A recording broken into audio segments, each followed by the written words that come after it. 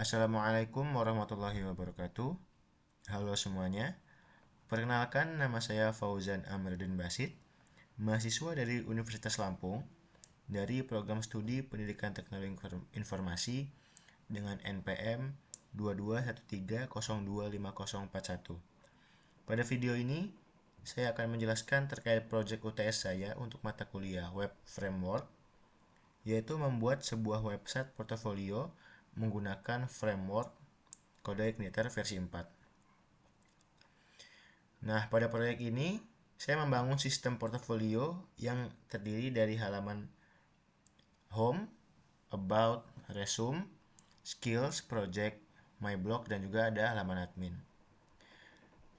Teknologi yang saya gunakan di sini untuk bagian front end, saya menggunakan HTML, CSS, JavaScript tentunya, dan saya untuk CSS-nya menggunakan Bootstrap versi yang 5. Untuk bagian back-end-nya, untuk database itu saya menggunakan PHP dan juga MySQL.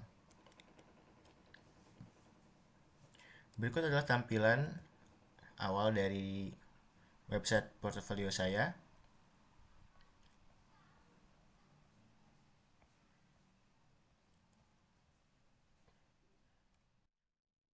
Oke, selanjutnya saya akan menjelaskan isi dari hasil codingan saya. Di sini merupakan template bawaan dari kode Igniter versi 4. Ada file app, public, test, vendor, readable, dan banyak lainnya. Untuk tampilannya atau untuk bagian front end, kita berfokus pada file apps, lalu di bagian views. Bagian views ini berfungsi sebagai tampilan awal atau untuk bagian front end yang akan dilihat oleh pengguna website atau pengunjung dari website kita nantinya. Di bagian views ini saya membuat menjadi beberapa file untuk memisahkannya.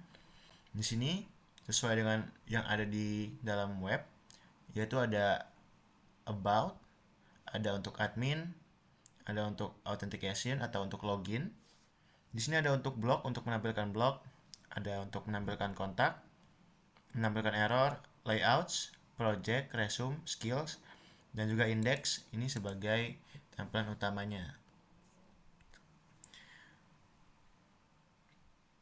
Tentunya di bagian-bagian sini, di setiap filenya itu terdapat beberapa file yang nantinya itu akan terhubung satu sama lain. Fungsinya dibagi-bagi ini supaya lebih rapih, lebih terorganisir, dan juga lebih enak untuk berpindah-pindah nantinya, berpindah-pindah halaman. Oke, kita lanjut ke pembahasan untuk file index atau file utama kita. Seperti yang sudah dilihat di video awal, yang akan menampilkan seperti skills, seperti blog, seperti ada foto saya, itu codingannya berada di halaman index. Nah, di sini juga saya membuat file layout. Layout sendiri di sini tuh berfungsi sebagai penyimpan untuk menyimpan navbar atau header dan juga footer yang ada di website kita. Seperti dilihat di sini, isi dari file layout atau template ini, template navbar dan juga footer, di sini berupa HTML, dimulai dari struktur yang pertama dan juga pemanggilan untuk CSS, untuk icon dan segala macam. Lalu dilanjutkan dengan navbar, pembuatan navbar, dan di sini yang penting yaitu pembuatan fungsi untuk merender atau memanggil nantinya konten untuk setiap halamannya. Jadi kita tidak perlu di halaman-halaman yang sudah kita buat tadi ini seperti blog, detail, kontak, lalu ada about, di sini itu tidak perlu memasukkan navbar dan juga footernya. Kita hanya perlu memanggil fungsi atau memanggil file template ini nanti di halaman about-nya. Contohnya seperti ini. Di sini kita menggunakan fungsi extend, yaitu memanggil file layouts, di sini layouts, dan memanggil template yang isinya adalah navbar dan juga footer. Jadi sini kodenya terlihat lebih simpel dan efisien. Jadi kalau misalkan ada error atau ada mau pertambahan apapun itu di file codingannya, kita tidak perlu repot-repot dan tidak banyak gitu tampilannya di per file-file yang sudah kita pisahkan tadi. Setelah di bagian konten di sini, di bawahnya, yaitu seperti yang saya mention sebelumnya, ada footer atau bagian footer halaman website kita. Dan juga yang paling bawah di sini ada script untuk pemanggilan JavaScript yang sudah kita buat. Itu fungsi dari file layout yang berisikan template untuk navbar dan juga footer. Di sini juga ada file public. File public di sini diperuntukkan untuk menyimpan file-file, yaitu seperti file CSS, fonts, image, JS, dan ini untuk bootstrap. Itu semua disimpan di dalam file public.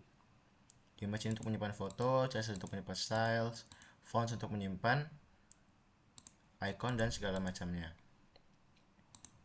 Oke, selanjutnya yaitu fungsi yang lain setelah views dan juga public. Di sini di dalam config itu ada file yang namanya routes. Nah, routes ini adalah mekanisme dalam framework CodeIgniter yang digunakan untuk menghubungkan URL yang diakses oleh user ke controller dan metode tertentu. Jadi, ketika pengguna mengetik URL seperti di sini contohnya, misalkan nanti ya dicontohkan https localhost/about atau /single. Nah, itu nanti CodeIgniter akan melihat file routes yang ada di sini dan mencari tahu controller serta metode mana yang harus dijalankan. Routes ini sangat penting karena digunakan untuk mengatur navigasi aplikasi website kita dan juga untuk memberi kebebasan menentukan URL tanpa bergantung pada struktur file. Ini contohnya untuk isi dalam routes. Di sini kita menggunakan fungsi get untuk mendapatkan atau memanggil fungsi controller yang sudah kita buat. Sini kita memanggil home index. Nanti di sini akan menampilkan halaman index yang atau halaman utama yang sudah kita buat ya atau yang ada di awal video tadi. Begitu juga di bawah-bawahnya. Di sini nanti akan menampilkan seperti ini, akan menampilkan halaman blog, ini akan menampilkan halaman detail, ini akan menampilkan halaman resume, about skills, dan lain sebagainya. Ini untuk bagian routes. Selanjutnya yaitu seperti yang saya mention tadi ada yang namanya controller. Di sini di bawah config ada file controller. Controller ini di CodeIgniter berfungsi sebagai penghubung antara model atau data dan view atau tampilan. Nah, di controller ini logika bisnis atau alur itu di aplikasi diatur. Nah, ketika user mengakses suatu URL, router akan meneruskan permintaan itu ke controller yang sesuai. Oke, contohnya kita di sini di bagian routes, ini kita memanggil controller yang namanya home. Di sini di file controller kita punya home. Coba kita lihat. Nah, di controller home ini akan memanggil ini public function index. Ini index. Nanti dia akan mengeluarkan return view. Return view ini akan memanggil view yang ada di dalam file views di sini dan akan menampilkan file yang namanya index. Nah, itulah fungsinya dari controller, yaitu penghubung antara model dan juga views. Kalau nggak ada controller, maka nanti websitenya nggak bisa berpindah-pindah halaman begitu. Itu untuk contoh dari controller. Oke, selanjutnya saya akan menjelaskan untuk fitur admin. Ini di bagian admin juga saya pisahkan untuk bagian views-nya atau untuk tampilannya. Saya buat file admin. Lalu di dalamnya ada index untuk tampilan admin, untuk edit, dan juga untuk create. Nah, fungsinya admin di website saya adalah untuk mengelola yang namanya blog. Nanti admin itu bisa menambahkan artikel atau blog yang ada di dalam website. Begitu. Nanti di sini menggunakan CRUD, create, read, update, dan juga delete. Untuk tampilan halaman admin, sini sama saja. Kita tetap manggil menggunakan template, menggunakan layouts. Nah, untuk tampilan halaman index, nantinya di sini akan menampilkan blok-blok yang ada pada website kita. Nah, untuk bagian admin juga kita harus membuat untuk admin controllernya. Di sini di bagian controller, saya sudah membuat admin controller yang dalamnya terdapat banyak fungsi. Di sini yang pertama ada public function index. Di sini tuh berfungsi untuk mengambil semua data blok dari database dan mengirimkan ke tampilan index di folder admin. Nah, di sini. Di sini kita ngambil data, semua data yang ada di dalam database, lalu kita tampilkan di dalam index untuk bagian admin. Lalu selanjutnya di sini ada create. Nah, create ini digunakan untuk menampilkan form untuk membuat data blok baru. Selanjutnya di sini ada public store. Store ini digunakan untuk menyimpan data blok baru ke database untuk mengambil input juga, untuk mengupload gambar juga, dan untuk menyimpan datanya juga ke dalam database. Nah, di sini ada fungsi untuk mengambil input judul dan isi dan juga upload gambar. Upload gambar nanti dia menguploadnya ke halaman uploads. Selanjutnya di sini ada function edit. Function edit di sini menampilkan data block berdasarkan ID ke form edit. Sesuai namanya kita ini untuk mengedit dan mengambil data dari blok untuk nanti admin itu bisa mengedit bloknya. Nah, selanjutnya ada public function update. Update ini digunakan untuk memperbarui data blok. Data-data yang di dalam blok, admin itu bisa mengupdate. Misalkan nanti mau ada perubahan judul atau ada perubahan gambar. Nah, itu dari function update ini untuk mengaturnya. Seperti ini. Ini untuk mengambil gambar, untuk mengupdate.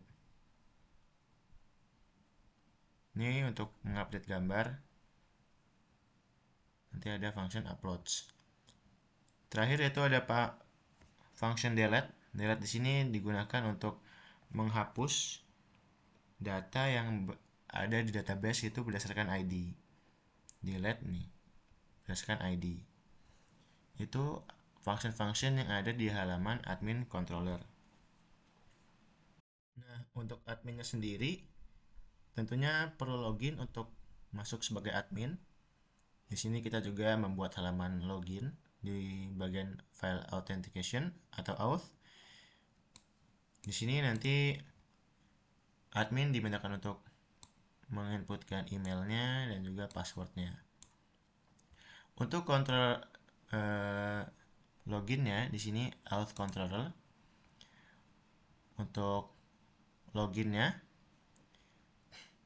nah di sini fungsinya itu mengecek apakah dari ID, nama, email, role-nya itu betul semua.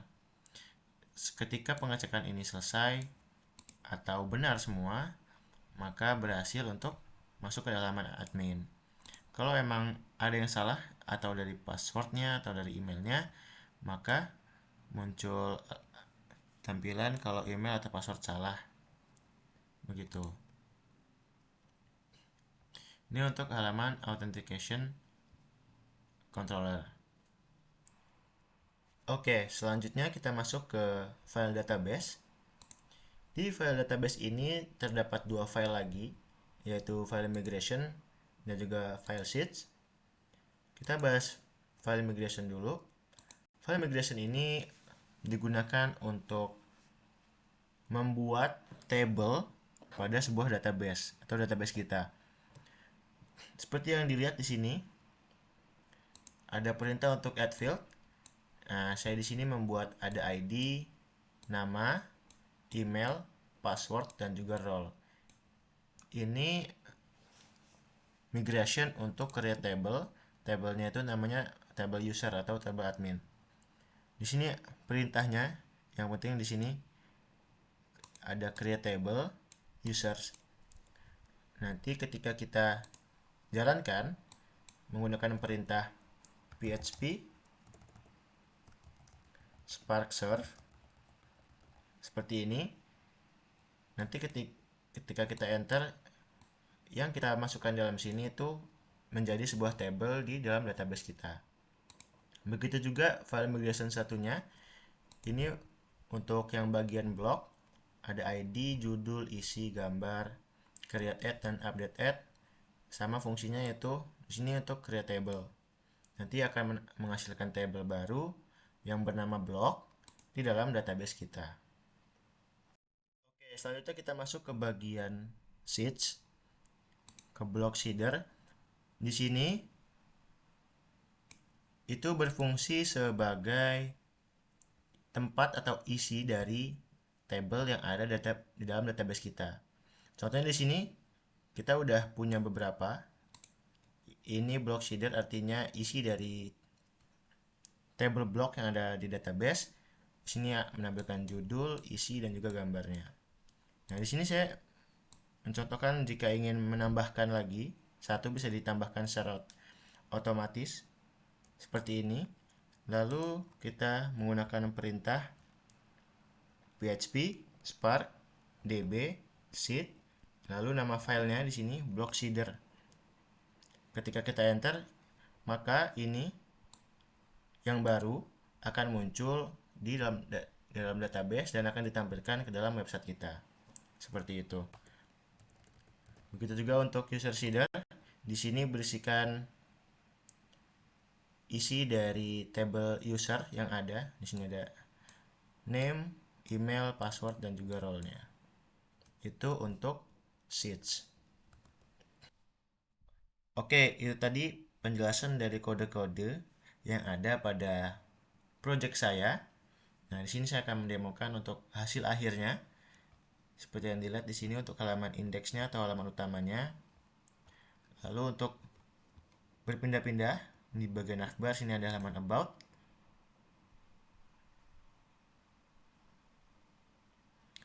Ada halaman resume, skills, project, dan juga my blog ini untuk blog atau untuk artikel. Nah, selanjutnya di sini admin. Kita harus login terlebih dahulu.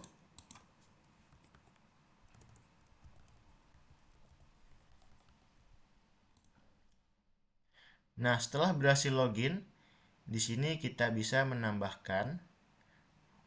blog, kita bisa mengedit dan juga bisa menghapus. Kita contohkan untuk tambah blog di sini.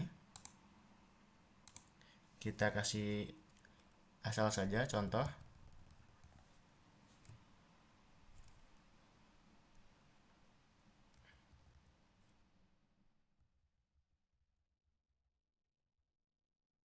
Untuk isinya,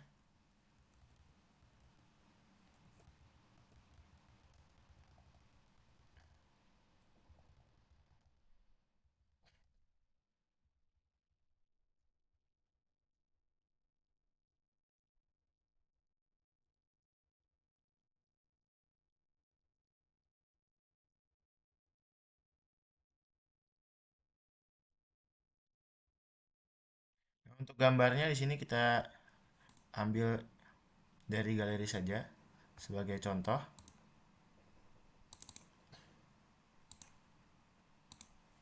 Nah, ketika udah judulnya, lalu isinya, dan kita udah memilih gambarnya, lalu kita klik simpan. Nah, di sini akan muncul blok baru yang sudah kita tambahkan barusan. Nah, nanti akan tampil di halaman my blog di sini. Nah, kita berhasil menambahkan artikel baru atau blog baru, dan di halaman home juga akan menampilkan di sini sudah tampil untuk blog yang baru saja kita buat. Oke, untuk fungsi yang lainnya untuk halaman admin, tadi ada edit dan juga hapus atau delete. Kita coba edit yang baru saja kita buat tadi. Misalkan kita ada penambahan sedikit kata-kata. Nah, ketika kita update di sini, nanti isinya juga akan terupdate dan sesuai apa yang sudah kita tambahkan. Nah, fungsi yang terakhir yaitu ada fungsi hapus. Kita akan coba menghapus blog yang baru saja kita buat. Di sini kita tinggal klik saja menghapus, kita oke. Dan blognya atau artikelnya sudah hilang dan sudah terhapus. Dan tidak ada di sini. Tidak akan menampilkan lagi untuk yang tadi barusan kita buat karena sudah kita hapus kembali. Mungkin itu tadi penjelasan lengkap terkait project UTS untuk mata kuliah Web Framework dari saya. Kurang lebihnya saya mohon maaf. Saya akhiri. Wassalamualaikum warahmatullahi wabarakatuh.